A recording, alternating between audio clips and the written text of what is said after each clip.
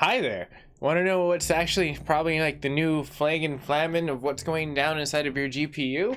It's more than likely what's end up happening with the new drivers. On the Tech Talk Tuesdays that I'm going to be hosting now and continuously between my channel on the MacGyver 7th, this is your boy Mac, and we're going to get down to some fun news. Starting with the very beginning, we have Nvidia, and I have got a lot of stuff lined up for us in this very short segment. And their introduction of the CVE code, that 2020 bracket, even within the brand new driver that I covered, and they did security updates inside of it.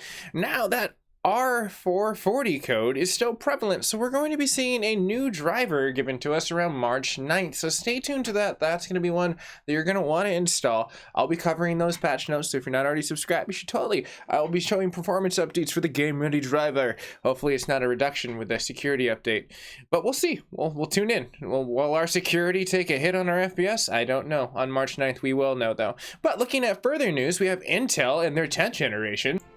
And thanks to our boy AppySack, if you haven't already followed him on Twitter to get really cool, up-to-date information like I do, you can see that the new laptop that everyone, actually a lot of creators that I followed already beat me to the punch, even though I'm wearing the Flash shirt over here. They ran like Barry Allen was able to deliver the news that a 5.3, a exact approximate 5.2 gigahertz was reported on this in a laptop, which is good for the 10th generation because it seems like they're trying to gas it up for sales, but it's bad for the consumers. Because let's be real here, what battery is going to be able to hold that? Even Elon Musk and his super deluxe Knight Rider version of his freaking Cybertruck won't be able to pull that off. But on a realsy note, I'm saying that it's going to be really cool to see that a laptop is being able to push that bar. But I think this might push up the technology a little bit further than what it is for as far as the battery technology and what we'll be seeing for heat temperatures. The more important thing, let's be real here, it's an enclosed unit for laptop. But moving on to the next envelope of information. It is Finance Day with AMD coming up soon.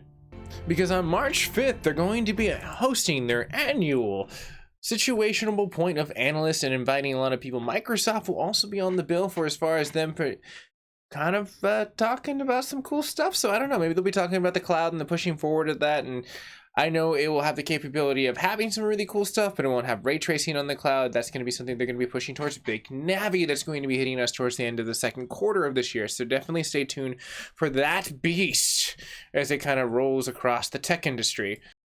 As the top contender of what I have in my rig, which is the Radeon 7 at the time, and I do think that the RX 5700 give it a run for the money. I mean, I helped a friend build a computer, and oh my gosh, the results on the benchmarks in there were just, well, they were just pretty sexy.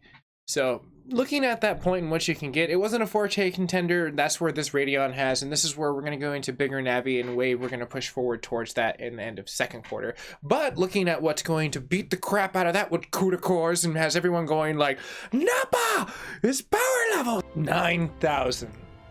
As an introduction at that point in time, I know I kind of dwindled on that like 9,000, but I figured Vegeta take over on that situation. But we're going to talk about the new portion of what we're going into past the Tesla units. This thing beats the crap out of it, almost double the amount. Now we can probably speculate that these situations of what's going into the next generation of Nvidia is going to be them tinkering with Tesla's like probably GPUs, because he's probably funding them a lot. I would like to take a good hunch.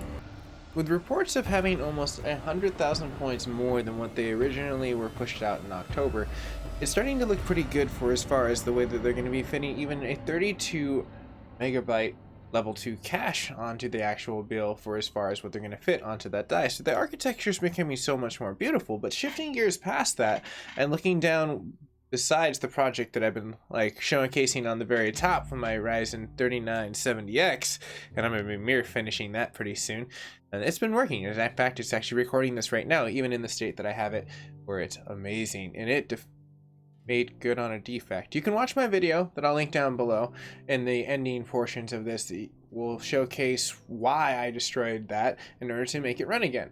It was very bizarre, but I MacGyvered it. But moving on to the news and past that, which is the doomed and not my doomed 3970X, the eternal portion and race to 1000 FPS. If most people don't know what the industry standard has been aiming at, just like the Pixel standard had already been aiming at and should be airing in 8K soon, well, the FPS standard was 1000. they were trying to eventually work their way up to 1,000. So one of the issues that they always had with it was the software that was written. Just like Crysis before, where it was written before its time, where people were like, can it run Crysis? And nowadays you can say a 64 core can without an actual GPU. That's amazing. You should watch a lot of segments on YouTube. There's plenty out there showcasing that. But the engineers from that took the best hardware ever and wrote the software onto there to go up to 1,000, and they came short of about 600. So the best hardware out there can only run at about 1,000. So moving on past that, and some really cool articles of news, Final Fantasy VII also makes the list of what also is going to be coming into gameplay. You can download that today, and if you are having difficulties on the PSN network, I have a tutorial on how to get that very easily and conveniently. But coming down to the tail end of what our news is today, if you've been wanting the 3900X, now you can get it at a very good discounted price for almost $80 off. That's 16% through Amazon. I'll be leaving an affiliate code down below if you guys and gals have been wanting to get this. I would suggest, if you have that on your playlist, to strike while the iron's hot, while supplies are therefore in rotations before prices go up. But they might not. It just depends. I think that a lot of the cool things that we'll be seeing rolling in the summer will make this stuff look pretty decent compared to what we'll be seeing them rolling out in the second architecture. A big Navi, and it reporting to come in about 18% higher than what is going to be in the 2080 Ti area. So that's pretty good for getting that, and especially if they can complement it with a very nice price, and they can hammer out very good Adrenaline software for their 2020 by summer. I mean, that's going to be pretty sweet. Honestly, I've been following and doing their patchwork for a while, and if you are very confused with any of that, you should totally check out my patchwork. It's pretty cool for as far as trying to digest what they're doing, what's changing, and what's bugged still. But anyways, everyone, as this comes into a very tail end portion, I'll leave you with the teaser of the PlayStation 5, and that maybe they are talking about necessarily sometime this week and or in the near future release date. But we're looking and aiming probably more likely, if I had to take a while, I guess this is just Mac's hypothetical portion to the future, my little premonition. I'd like to think probably beginning October, mid-October. That's probably what I'm going to say. It's probably going to start pushing towards that. Everything seems to be on track, even with everything that the world has thrown at Sony, and they are trucking forward to a really cool console, just like Microsoft. Like I'm hoping that they have like a lot of cool stuff, and with Finance Day and AMD, they might talk about a little really cool stuff that they're working on together. So who knows? You'll have to find out in the next episode. Tech Talk. This is your boy Mac signing off for the first episode of Tech Talk. I'll see you guys and gals in the next Tuesday, so we can finish this in the near future. Anyways, everyone, I'll see you there. And if you subscribe today, who knows? Maybe, just maybe, we'll see a live movie of Pac-Man? I feel like that shouldn't be a thing. Actually, maybe you shouldn't subscribe to that, but you should tune in next Tuesday. Anyways, everyone, all subscription humor aside, thank you so much, and I'll see you guys and gals in the next.